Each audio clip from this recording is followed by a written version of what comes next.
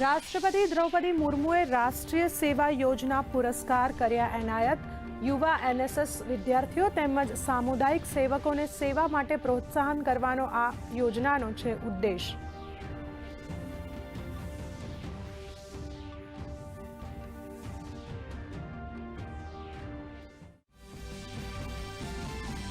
Anti submarine युद्ध जहाज INS आंध्रोद नौसेनामां करवामां आव्युं शामिल। नेवीनी ताकतमां थयो वधारो।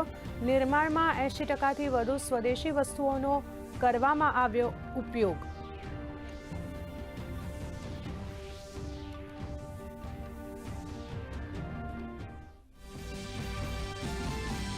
બિહાર વિધાનસભાની ચૂંટણીની તારીખોનું આજે એલાન। સાંજે 4 કલાકે ચૂંટણી પંચ પત્રકાર પરિષદ યોજી આપશે માહિતી।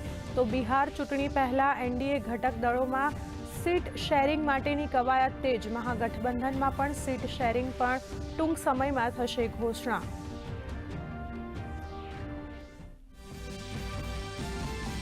જયપુરની એસએમએસ હોસ્પિટલમાં આગ લાગવાની ઘટના પર રાજસ્થાન સરકારે આપ્યા તપાસના આદેશ। 6 સદસ્યોવાળી તપાસ સમિતિની કરવામાં આવી રચના। પીએમ તેમજ ગૃહમંત્રીએ ઘટના પર વ્યક્ત કર્યું દુઃખ।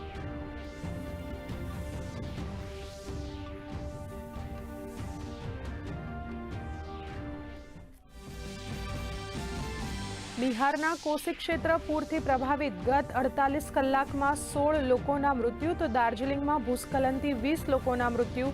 અરબ સાગરમાં ગંભીર ચક્રવાતી તોફાનની જોવા મળી અસર।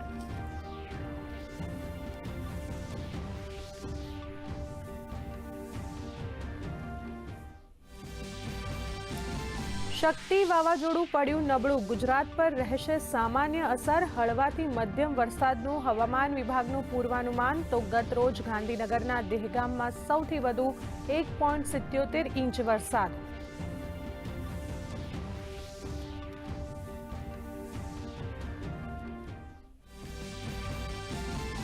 ગીર સોમનાથના વેરાવળના ખારવા વાડમાં 80 વર્ષ જૂનું જર્જરિત 3 માળનું મકાન ધરાશાય।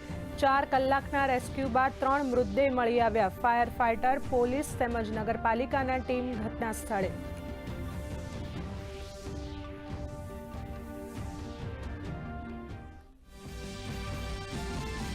ઇઝરાયલ અને હમાસ વચ્ચે ગાઝા સંઘર્ષ વિરામ પર ઇજિપ્તમાં આજે ચર્ચા। આજે ટ્રમ્પે વાર્તાકારોને ઝડપી આગળ વધવા કર્યો આગ્રહ।